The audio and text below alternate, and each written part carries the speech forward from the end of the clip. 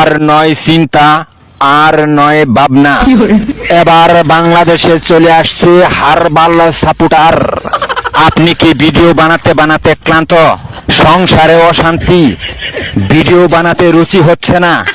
আপনার ভিডিও কি কখনোই ফরিতে যায় নাই? আপনার আইডি কি দিন দিন কঙ্কাল হয়ে যাচ্ছে?